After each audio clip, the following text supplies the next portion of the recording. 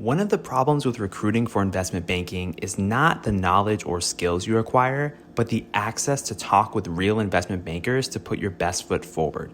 Our sponsor, WSO Academy, can provide those connections with 60 head mentors who are finance professionals at top firms like Goldman, Centerview, and JP Morgan. Imagine being able to get on the phone within 24 hours with one of the Academy's 1,300 mentors right before a critical interview. Get on the waitlist for WSO Academy today by clicking the link in the show notes or by visiting wallstreetoasis.com/academy.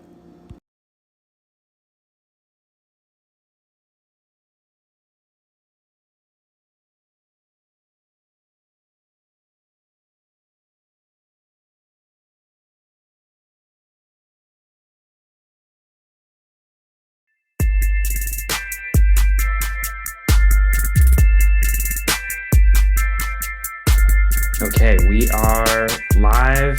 Hello, everyone.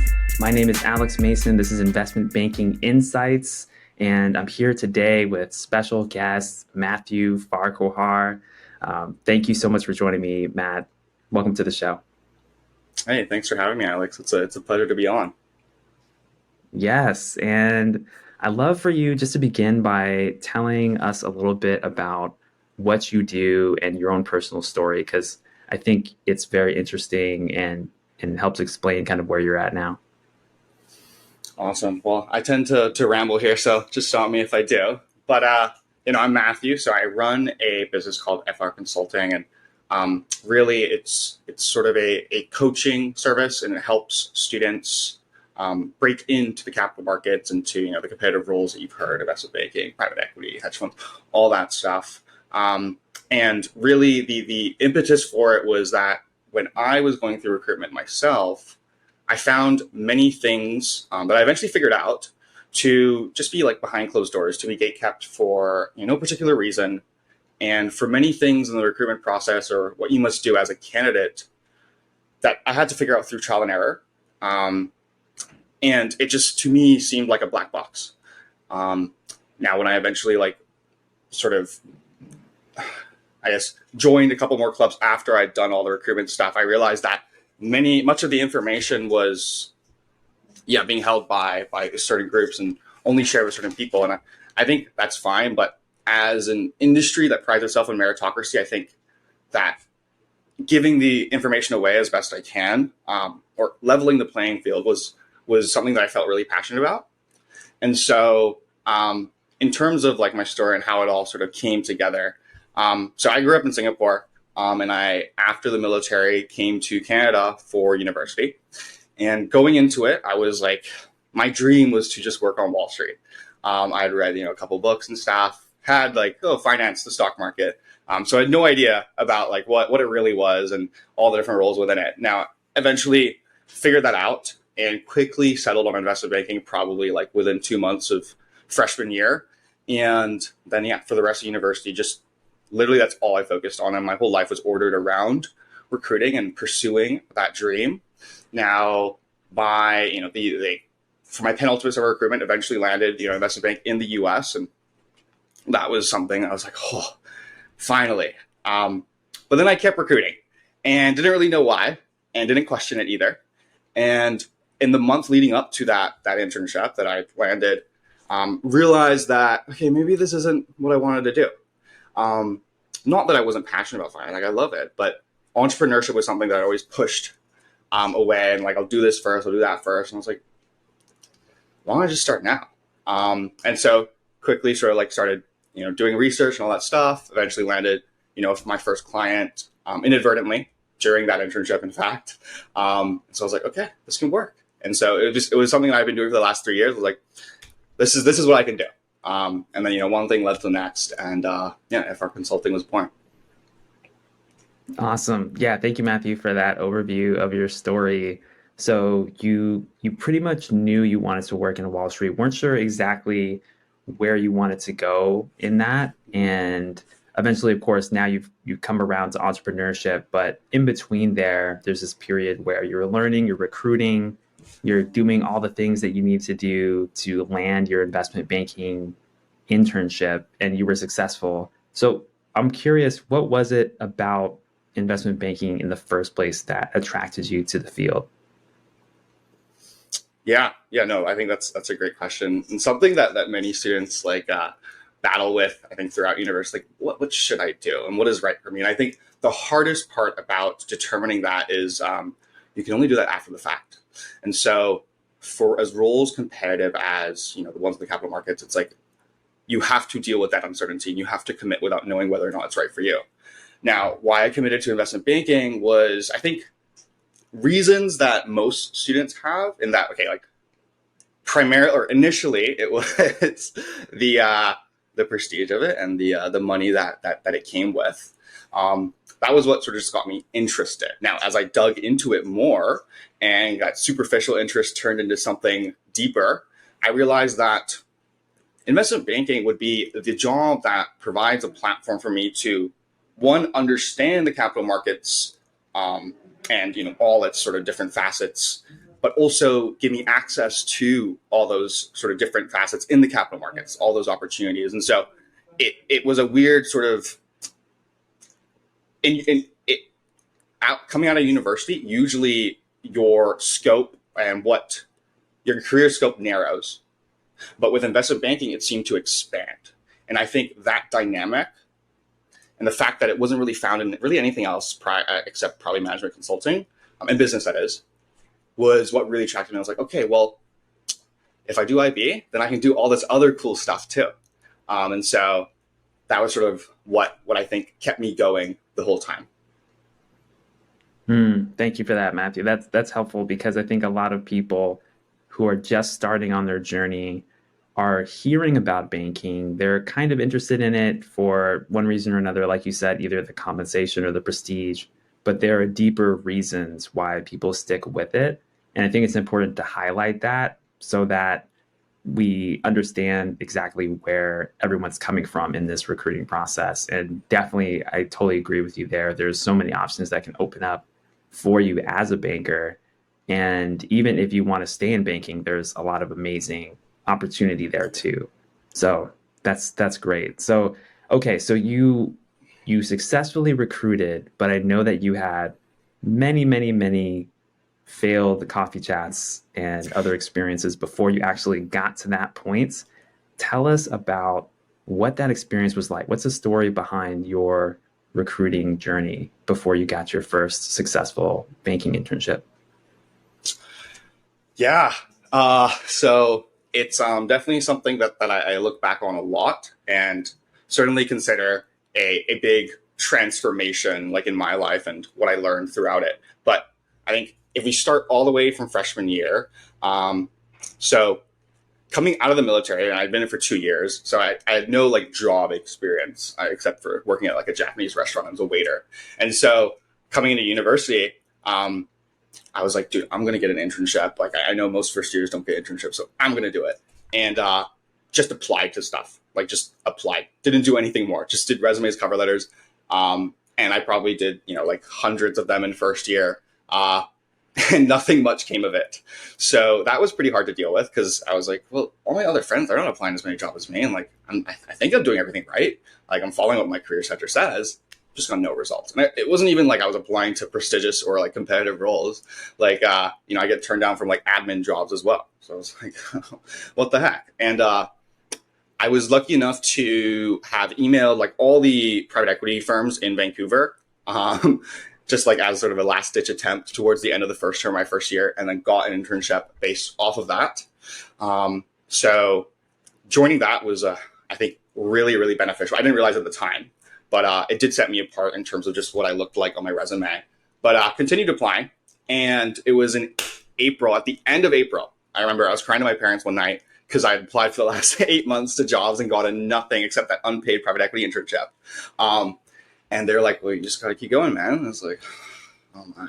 So still no summer internship. And I basically settled on like a call center job. But the next day, my friend told me that he got an accounting internship at a firm downtown. Go downtown, interview, because they were looking for another intern, and I got it. I was like, holy. Well, I wish I had the connections that he had. But did that accounting internship. Now, obviously, that's not as relevant to investment banking as I would have liked.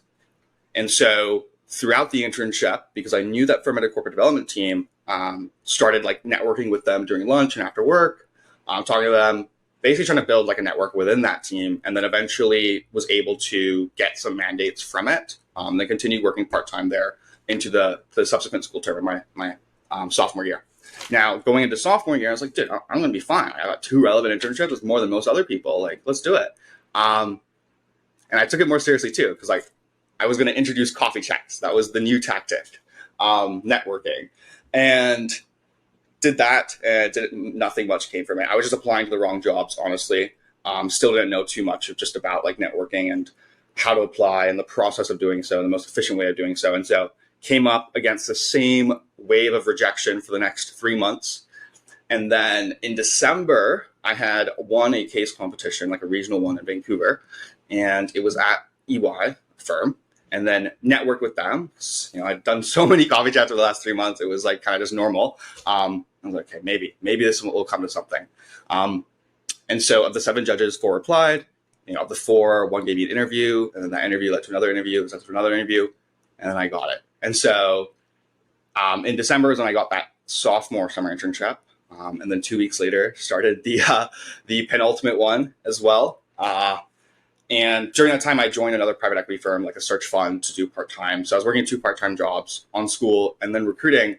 And so I think that gave me a level of like tolerance for, you know, a high amount of work, or demanding amount of work. And so recruitment and that 3rd year recruitment cycle, which is typically very, very stressful for second year students, I've basically done that for the last, 4 to 8 months. So not that it was easy, it wasn't, but again, probably like from January to April or March, probably sent like 1,000 plus emails to the US. Response rates were like, in the single digit percentages, like low single digits. And like, I'm glad I had sort of thickened skin from the last sort of wave of rejection. And then basically, got like 3 interviews. 1 was successful. And then that was Moelis. And so, yeah, it was, I think that the most amount of rejection came in the outreach, the cold outreach and the networking. But, what I realize now is that that's just part of the game. Like, there were people who have been doing it longer than me, who have been recruiting and focused on that stuff longer than me. And so like, it would be unreasonable for me to expect, accelerated success because I hadn't been preparing like as long as them. And I see that now with like many students. It's like they get their first rejection. It's like, oh no, like the world's over. It's like, dude, like you're going to face about 50 to 100 more no's until you get 1 yes. And that's just the nature of the game. Like it's highly competitive, it's highly paid. And so, yeah, you got to be 99th percentile. But yeah, sorry for the ramble. That was sort of the story of it. Yeah, no, that was great. Thank you. There's a lot there, and I think we can maybe take a couple minutes to unpack some of it. So it sounds like your first success was really in this accounting department at a firm, and that was through networking with peers at your school. Is that correct?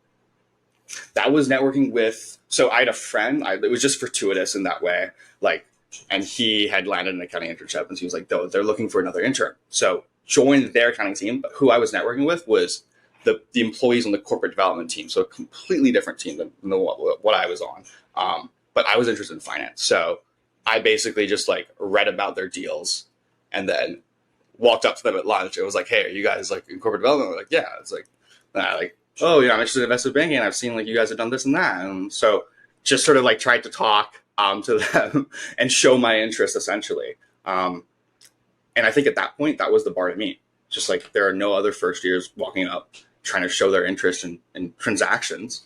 And so I think I stood out in that way. But yeah, that was sort of the first networking success.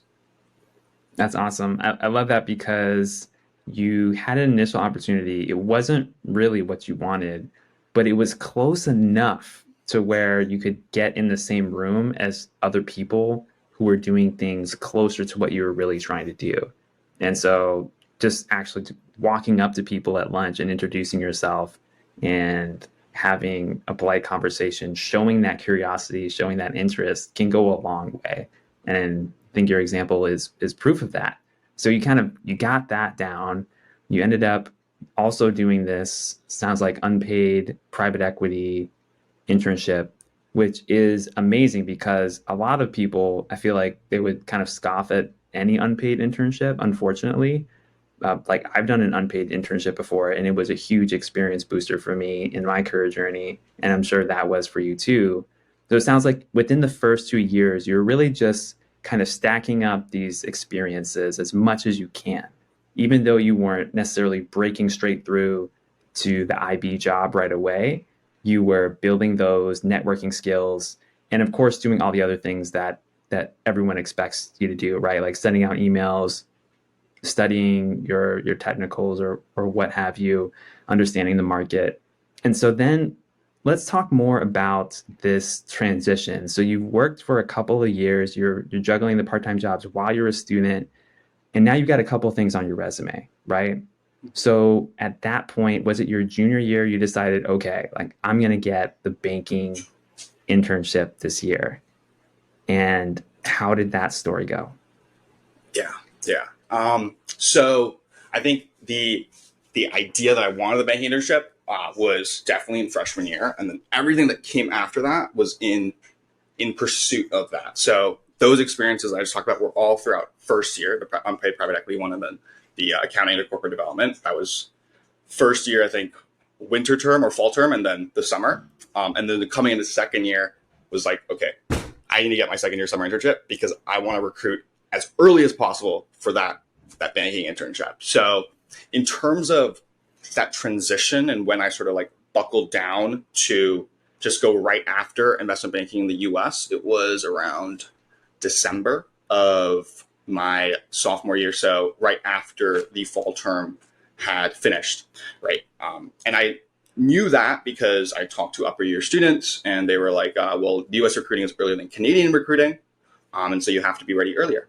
So I was like, okay. And that was why I was so rushing so hard to get that sophomore summer internship secured as fast as possible.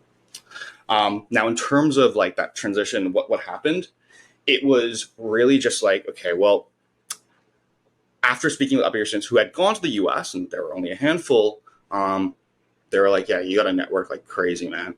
And everything has to be stellar because you're from Canada, you're at a non-target university, and you don't have any like big brand names on your resume yet, besides like, EY. And that wasn't even like that related to investment banking. So, I was sort of like, okay, I just took that and ran with it. And so knew that the way that I was going to get better and reach that stellar level was just through quantity.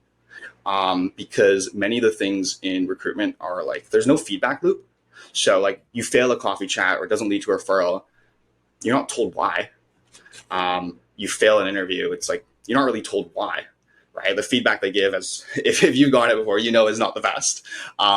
So I was just like, okay, well, let me just make my own sort of like feedback loops and like try to just learn as much as I can from it. So like before I ever started coffee chatting for the US, definitely like just coffee chatted people that I didn't really care about, like of no consequence to me, just to get the reps in. And I'd done that, throughout second year as well, or the prior term. So I was aiming for like, probably like 100 chats cumulatively before I ever talked to bankers in the US. And so that was one of the things that I changed. And then it was also like, well, I'm going to wake up earlier and email earlier because they know I'm on the West Coast. And if I'm emailing people on the East Coast, then I can make an impression, get that little bit of an edge if I'm replying to them at like 9:30 their time, 6:30 my time. So that was another thing. I was like, okay, well, let me get that edge. And then it was sort of like, okay, well, I have classes that I need to go to, but I also knew that that term's grades weren't going to be represented on the transcript or resume that I sent in my applications to those banks in the US. So, and I knew that like last term too. So I had really tried hard with grades, but I was like, dude, this term, I don't even need to go to class. So I didn't go to class. Now I still did like, okay, with my grades and stuff, but I was like, I got to eke out any time that I can to dedicate to recruitment. And though I didn't realize at the time, looking back, it was just like, dude, it's a competition and you just got to train harder and train longer and more often. And so getting all the reps in and just sort of stealing my mind and not reading into any rejections or any no's was what really helped me get through that period of time. Because like 95% of the time it was like a no or a rejection. And that would be, if that was my first time ever dealing with it, hadn't done it in the prior term or first year, I don't think I would have lasted as long as I did. So I think the main things that changed was like I got to school earlier because I woke up earlier and sent emails earlier. I sent more emails because I knew that coming from where I was coming from, I was just not going to be, it wasn't going to be easy for me. And I just needed to win with volume. I practiced. How many were you sending? How many emails were you sending a day or a week? Would you say? I was probably sending at least 100 a week. Now, I was mistaken on something. Like I didn't do it right for some firms. Like I would just blast 20 analysts at like PJT's New York office, and I never got any replies. And now I know why. But yeah, it was about 100 a week. That I was. Were you reaching out to everyone in the organization, analyst, associate, VP, any email you could find? Pretty much, you were cold emailing. Pretty much. I mean, I started, now I know, like, to always start with as junior as you can. And I'd say even below analyst, ex-intern or current intern. Because as you move up that hierarchy, the person you're talking to has more influence, but the chat itself is also more difficult. Because, like, dude, 40-year-olds don't care about a 20-year-old. Like, what are you going to talk about? So talking to MDs and VPs, it's best to come to that with ammunition gleaned from prior chats with juniors. And then you can also buff up your email or your outreach with like, hey, I've talked to these people. I'd love to get like a different perspective on the team and the firm. And oftentimes when MDs receive an email, they'll refer down. And so like, they're like putting you in touch with like Alex, and then like, it's like an analyst. So that prevents that from happening. So you get the chat and you come off as more prepared and more interested in that firm because you've talked to other people and you have the ammunition that you can use to ask questions on those calls. So there were some last ditch attempts in terms of like if I knew that the interview or like interviews are going to be sent out soon or the application was going to close soon, I would just like frick it. Let me get all the senior MDs, all the VPs, and just like blast them. It worked for one firm, Farquhar. Now I talked to like 10 juniors though from the New York office, but that was sort of the strategy at the time. Work my way up, and if it's like near crunch time, who cares about the hierarchy? Let me just email everyone I can. Got it. Okay, so working your way up tended to be more successful. It makes sense, right? The people lower in the organization typically have more time. They're a little bit closer to the experience that you are experiencing in the present moment as someone recruiting. So there's a little bit more of a connection there. What else did you do in that process of getting on the road that ultimately led to the Moelis internship? What other things did you do other than sending the emails and your approach of doing the coffee chats? What did you learn? What other kinds of things did you put in place that worked for you?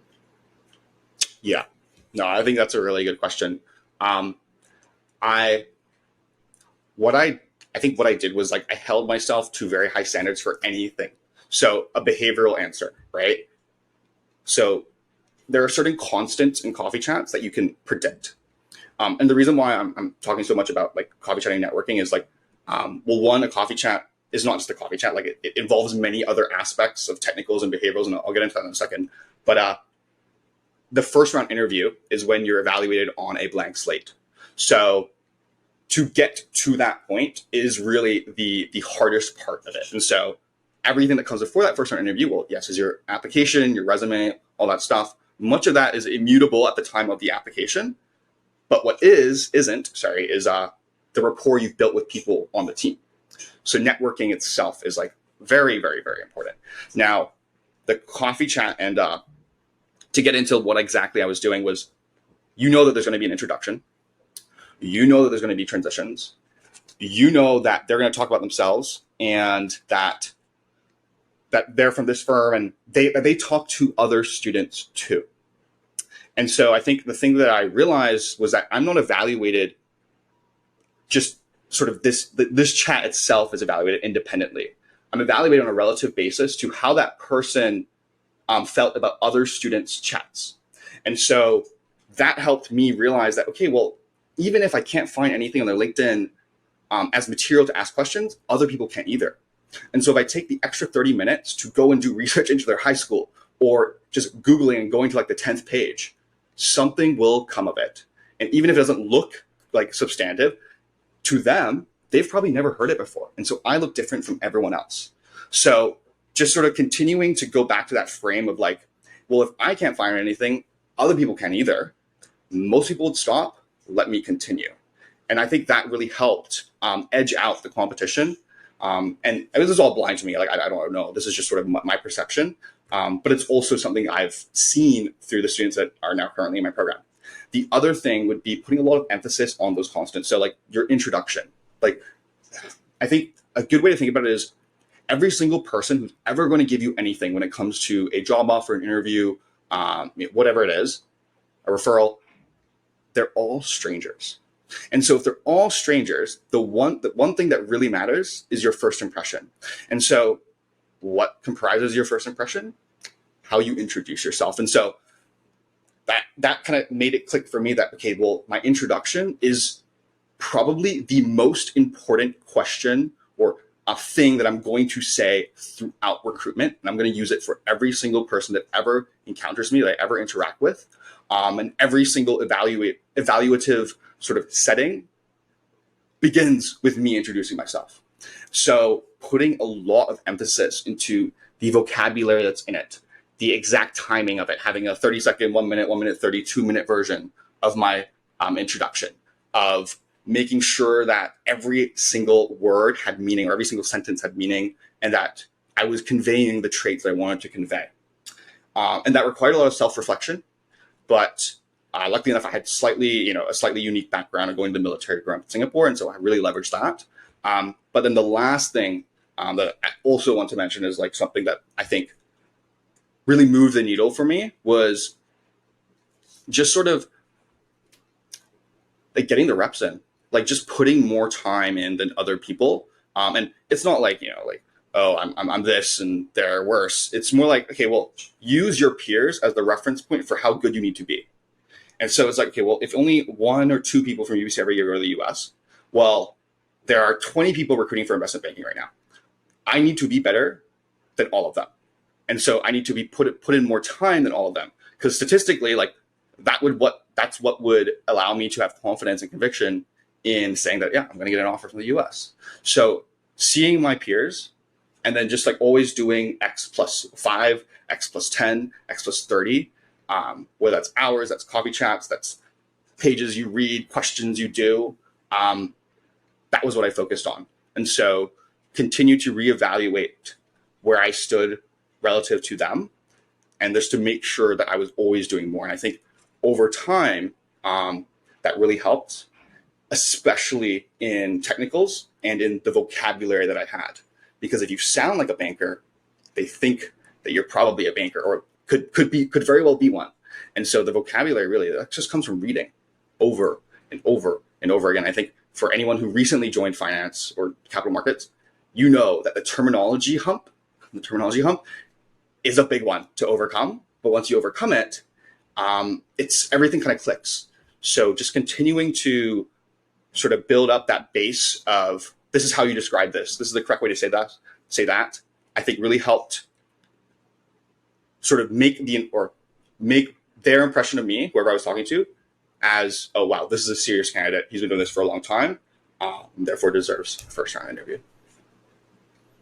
Awesome. Yeah, thank you, Matthew. That was a lot of great insight there. And on that last point regarding getting the reps in, I completely agree with you. I think it's so important, especially for candidates who don't have a finance background at all, like I didn't. And it's just a really big thing to get over that hump. And it feels so foreign when you're getting into it. You're reading about all sorts of terminology, you're reading the Wall Street Journal, other publications, just trying to soak it in, but it's not sinking in yet. And I think we can both encourage the listeners out there right now, like it will sink in if you just keep at it and keep exposing yourself to new ideas.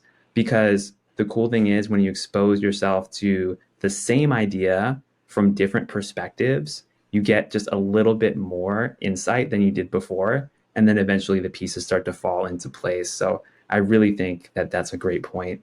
So what were you doing in terms of, you mentioned technicals, in terms of technical prep, how did you approach it? I mean, did you just crack open breaking into Wall Street and start at page one, or did you do other things? Did you do everything?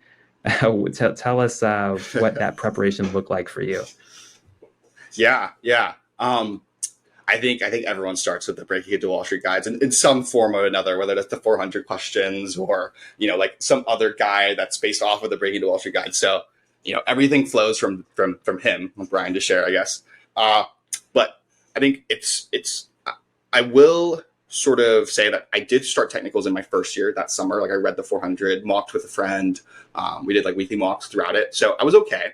Then into second year, sophomore year, that first term kind of stopped because I was recruiting a lot more heavily and doing a lot more networking. So really only resumed technical prep, and I've probably forgotten everything that I learned in my freshman year in December. So like when I kind of made that transition to looking for that banking internship in the US.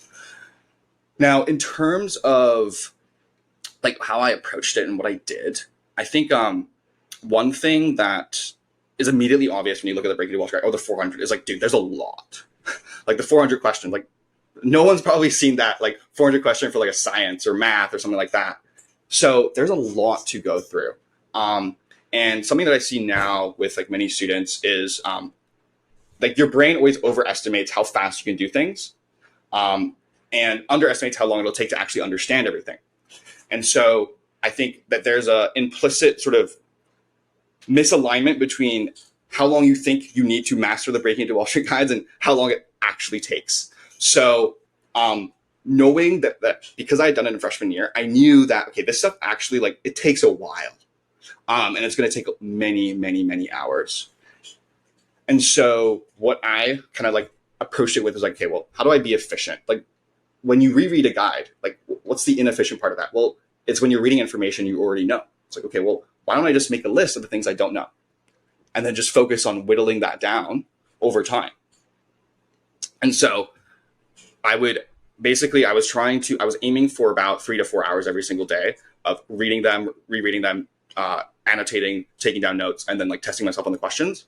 And so kind of basically would do one round of Breaking into Wall Street guides, take the notes on the stuff I don't know and which page numbers, which questions they were, test myself on the questions at the back, all that. Then I would look at that, reread it, or like basically select the parts of the guide that I didn't understand and try to do it and like flesh it out and really like analyze it from different perspectives. As you were saying, the same thing looked at from different perspectives really helps understand the full sort of depth of it and all its different sort of aspects. So that was another thing that I did. And then just focus on that document as like, okay, well, how do I get this to be smaller, smaller, smaller, smaller? Now, the problem that I eventually ran into was that all the questions that I could test myself on, I already had tested myself on like 1 or 2 or 3 times. And so there was a lot of like, just, I read the question, I already know the answer. So, I mean, now what I would do is I'd go on ChatGPT and ask him to change all the numbers. But at the time, what I was doing, I'd either change it manually or I'd just go to I would ask everyone that I knew for other sorts of guides out there. And I did manage to get my hands on a few, but I think exposing myself continually to other questions, harder ones, more advanced ones, really helped ingrain the stuff in me. And I think the last thing, or probably second last, is regular mock interviews. And so I read this book on like how to study efficiently, how to learn efficiently. It's like there's the like sort of digestion of the information, and then there's the testing of it. And so ordering sort of my week in accordance with that, where like Monday through Wednesday was reading and understanding. And then I would do a mock interview on like Wednesday or Thursday, and then continuing to work on what I sucked at then into the weekend, and then do another mock on Sunday. And I think a twice weekly mock really helped, trying to do it with different people to emulate as best as possible the interview environment and the stress that inevitably comes when you walk into one of them. But then I think overall, the last thing was just like having very, very low expectation of how fast I was going to get stuff, how fast I was going to understand it, and how fast I was going to improve. And I knew that I had about 12, like 8 to 12 weeks from the start of that recruitment cycle to when I would potentially get an interview. And so using that as the reference point for, okay, I need to study all this stuff by 8 weeks. I need to fully understand it, get all these questions right, finish these guides, blah, blah, blah, blah, in addition to all these other things, really helped sort of structure my my studying appropriately. And then I baked in some like redundancy in that, like as I'm having very low expectations. Like, so if I spend 5 hours a day for 5 days a week, then I'll probably finish it in 4 weeks. So I need to do 3 more weeks of revision after that to actually understand, and then 1 week of like full on just mock.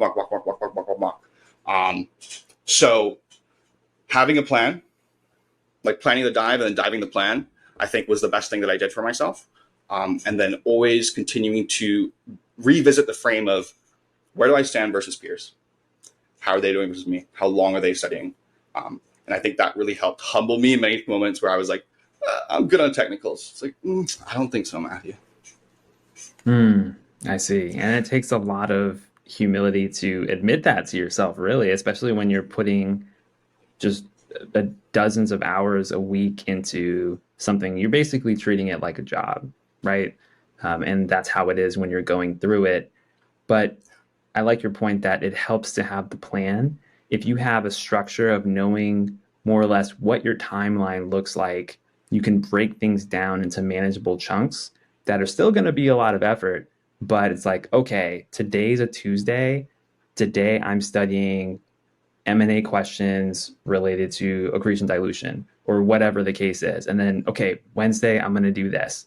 And then the important thing too, that I heard you say is you revisit these concepts. You don't just study them once or a couple times and say, you know what? Okay, I'm good. I need to move on to the next thing. And there's, I think, a psychological tendency to want to do that because there is such a large volume of information. We often want to trick ourselves into saying, oh yeah, I've already covered that. I just really want to get to the rest of it. But no, true learning comes from digestion, spaced repetition, those kinds of concepts, and actually slowing down to spend time really helps. I remember for me last summer, I had my schedule of just, all right, I'm going to do 2 questions today and I'm going to spend at least half an hour and I'm just going to really dive into those. And that was enough, and then I sped up a little bit gradually as I got closer to recruiting season. But it's amazing how much you can learn over a long period of time if you really do take that time and just be consistent.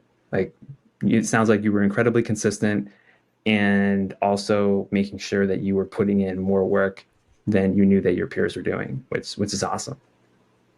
Yeah.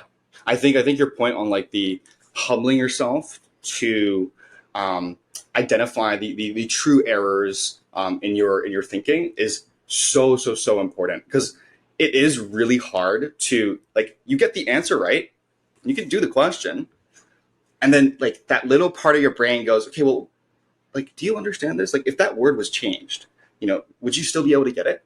And I know, because I for many years, like, I ignored that voice and I was just like, I got it, right? And it would always come back to bite me. And so at that, and I'm sure you know exactly what I'm talking about, right? You spend 30 minutes a question, you probably don't want to. You're like, dude, I got it already.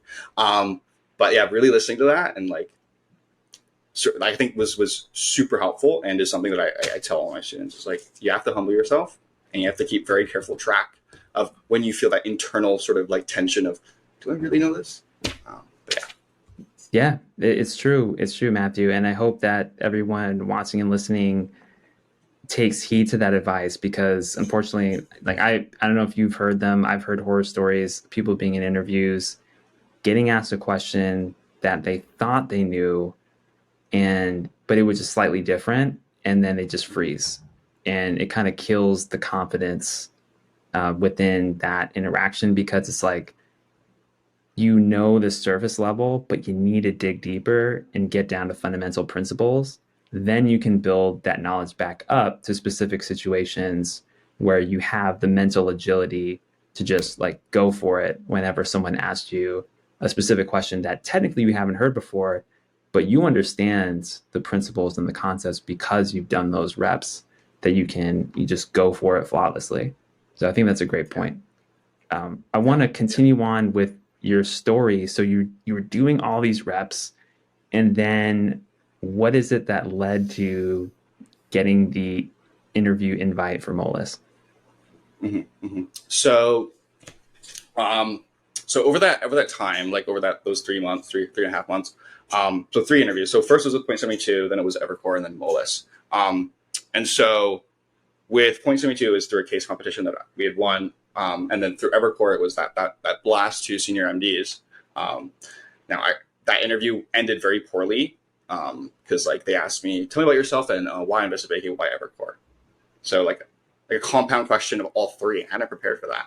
And so I kind of like blanked on that. And then as you were saying, you get one thing wrong, like terribly, the momentum and sort of your energy is just killed for the rest of the interview. And so the rest of it didn't go well.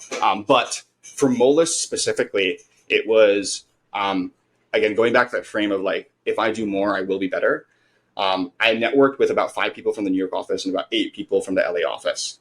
And it was sort of coming to the time when applications were going to open, that I realized like I haven't talked to the one UBC guy at the Moelis LA office, and he was an executive director, and I knew that I just sort of had this internal thing. I was like, dude, I gotta talk to him. Like, I'm from UBC. Like, come on. And so emailed him, didn't reply. Follow up a week later, didn't reply. Follow up another week later, doesn't reply. Replies 2 days after that follow up. I'm like, okay, great, let's do it. It's been 3 weeks of waiting. Reply. He doesn't reply.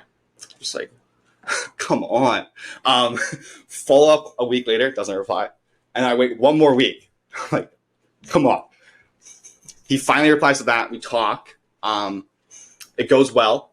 And when I interviewed him at the Super Day, or with him on the Super Day, he was like, Matthew, like one of the things that made me want to like get you in the process, because he was heading the undergraduate recruitment, was like your follow-ups and your diligence there. And most people don't do that. And I was like, let's go.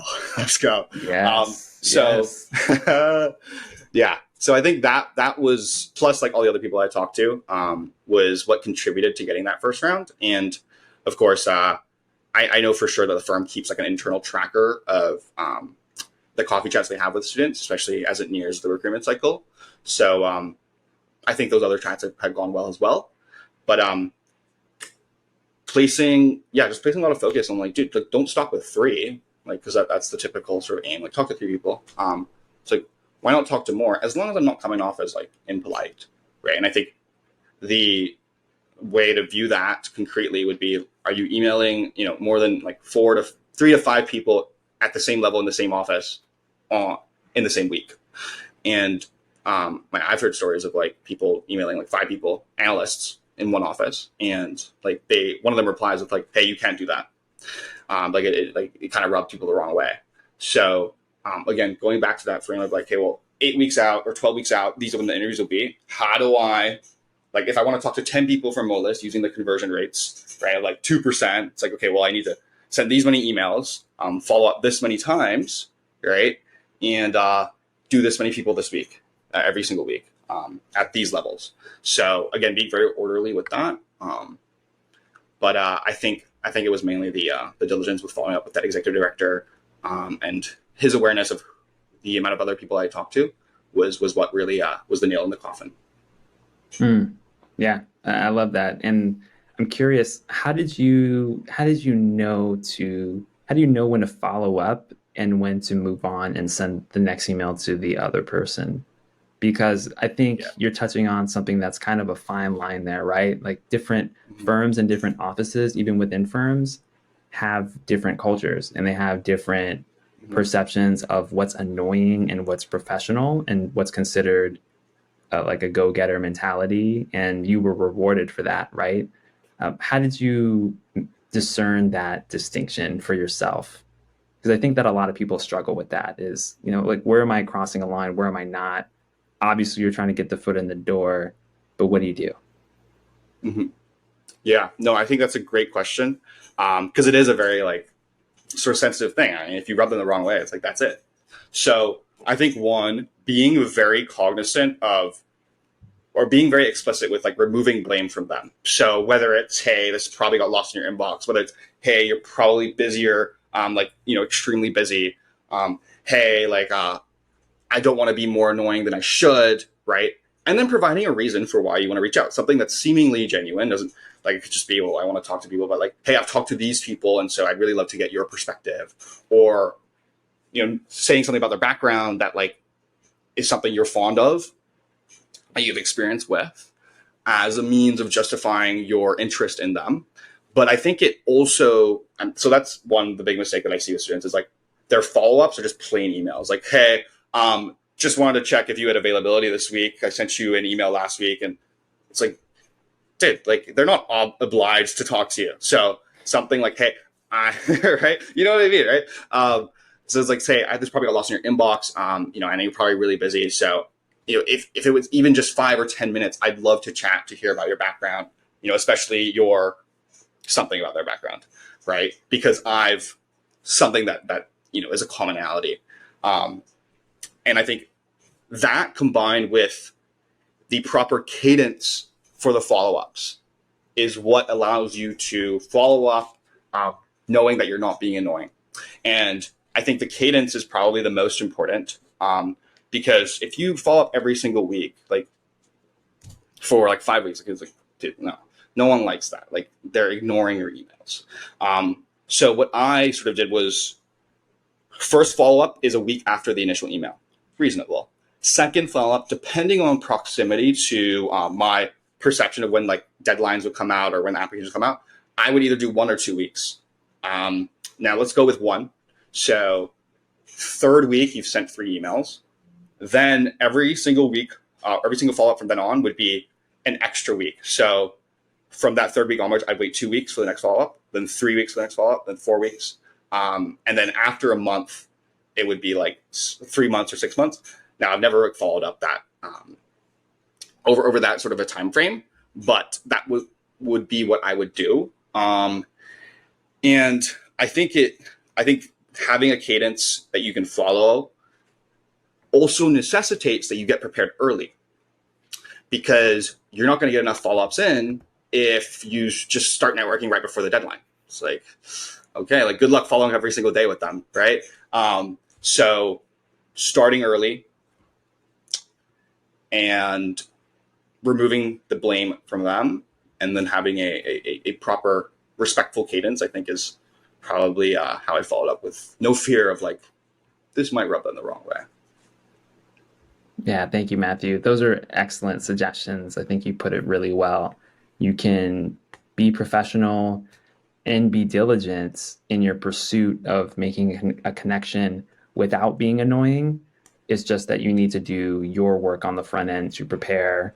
And like you said, being early is a big part of that, so that you have the time to kind of space things out if and when people don't respond, which of course most people won't. But I'm curious, Yeah. did you find a lot of success for those who did respond to you? Obviously, we have that Mollis example. Are there other examples of people reaching out more so after the first follow up, second follow up? Did you notice any trends or patterns there, or was it kind of all over the place? Um, I notice that if you like, you can probably, let's call it, a 5% response rate on your initial email. You can probably bump that up to like 10 to 15 if you, so basically like doubling it by two, like going up 200% on your conversion, if you followed up like 2 times. That's what I found. And so, yeah, like the devil is buried in the follow-ups. And so I think that's something that like I've seen with students in the program, that I've heard from my peers who've also followed up diligently. But I think, when you hear like, oh, a 5% response rate, that's like super low. It's like, yeah, but like think about how many other people are emailing them. And then again, if we go back to the frame of how do I stand out as a candidate, most people aren't going to follow up. So if you follow up, you already stand out. and they're more inclined to talk to those who seem to stand out, right? Whether it's the resume, in some cases, right? Whether it's the school you're from, in some cases, and in this case, it's just sheer diligence. So I think that's sort of how I think about it. Yeah. Amazing. Yeah, thank you, Matthew. That's great, and I'm sure that people listening to this are going to get a lot of value from that. Last thing before we wrap up, I just want to touch on your interview itself with the IB position you ended up landing. Any insights there from those conversations, whether your first round, super day, anything that helped you or things that you noticed that helped you cross the finish line once you had initially gotten into the process? Yeah. I think being like practicing on Zoom a lot. So like knowing exactly how I'm coming off on Zoom, my body language, and just sort of what I'm comfortable with. I think some other hacks would be, well, if you have a pen and paper, like practicing with it, and then if you have to, and that just helps with you, like practicing using it without like looking down, right, would be helpful. But I think the main things really come back to sort of what can I do to stand out? And so whether it's digging very, very deeply into my interviewers' backgrounds, and finding that question that no one else is going to ask, whether it's sort of like sort of the sort of latent benefit of networking with so many people is when they ask why this firm, I dropped 7 names. No one else is dropping 7 names, right? So that was something else that really helped. I think it, like some students just sort of freeze up in interviews and don't let sort of that, like who they really are, come out, or the tone of the interview is not exactly what they want it to be, but they're just sort of so stressed. And so I think putting a lot of effort into, okay, what am I going to say when I walk into that Zoom room or walk into that interview room? How am I going to introduce myself or make small talk? What am I going to talk about? Am I going to crack a joke? Am I not? Right? What joke should I crack if I do? What's been going on in Los Angeles that maybe I could talk about? Right? How are their sports teams doing? Right? And so just really thinking about all these things. And then, so that was probably the first round. The super day, same thing, in terms of digging into their backgrounds. And, it was go so far as like, okay, look at their LinkedIn activity, look at all 3 posts, reactions, comments, right? Look into anything I can find, 5th page of Google, right? For one of the MDs, I was able to find like a deal that he worked on sort of independently, outside of Moelis, that I'm sure like no one else asked him about because I had to dig all the way through his like LinkedIn for it. And then being very, very cognizant of what I'm saying about my background when I introduce myself and how it sounds to them. So what one of my interviews were in the super day was like, I introduced myself and then he basically picked apart my introduction. It's like, oh, so what did you do in the military to do that? Like, how was water polo? Oh, so what did you do at this firm? Like, wait, walk me through that again. Like, tell me exactly what you did there. Like he says on your resume, this 3rd bullet point, right? So what was that? And so because I had combed through my resume and basically wrote a story for like every single bullet, wrote about what would my boss say about me? What were the positives and negatives of the internship? What did I learn? What would I want to change? Really allowed me to, I think, excel in those settings and show them that there's truth behind all that I'm saying. I think that's something a lot of students miss is, okay, when they do come up with these perfect behavioral answers or, tell them about themselves, like, how am I coming off and can I speak to everything that I'm saying? And so the super day in some form is a bullshit test. And being able to pass that is something that requires a lot of work, but will benefit you immensely if you do it right. And for context, my last interview on the super day was sort of the most similar to a normal sort of first round, like behavioral technical, instead of, conversational, talking about deals and everything. And in that interview, I failed as technical. And it was like a super easy technical. I remember it was like, walk me through $100 of salaries and wages expense going up, right? And I did it, and I did like salaries and wages payable on the balance sheet instead of just like, a straight cash reduction. And I got that wrong. It wasn't like wrong, but it was like still wrong. And it's not something that you should mess up. but I mean, I still got the offer. And I think that was because in every single other interview of the five, and even in the other questions that I interview, I demonstrated a deep interest in the firm, a deep commitment to the role, and a thoughtfulness about sort of my experiences and what I want out of it as it pertains to the internship. And so I think those things really helped me. Amazing. Thank you, Matthew. Yeah. And I think that goes a long way if you consistently show that interest, you consistently show how excellent you are. By the time you get to the end, if you mess up a small thing, it's like, all right, I know this person knows their stuff. It's forgivable. It's harder if you make that mistake on the front end and you haven't built up that trust. But I think your case goes to show just very realistically what can happen, and it's okay. It's okay. If you've done all the work on the front end, it'll eventually come out. So thank you for sharing your journey with us, Matthew. I really appreciate you coming here on the show. And as we wrap up, where can people find out more about you, what you do? If they want to connect with you, what's the best way for them to do that? Yeah, no, well, first, thanks for having me on, Alex. I really enjoyed this. And I love your podcast personally. So this is sick to be on.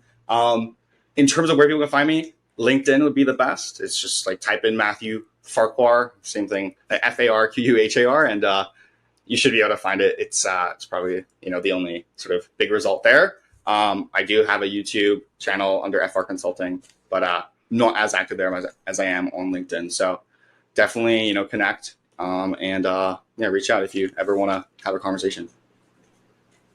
Awesome. Definitely. Thank you for that, Matthew. And I know I've enjoyed a lot of your posts on LinkedIn. You just provide a ton of value just right out there. So thank you so much for that.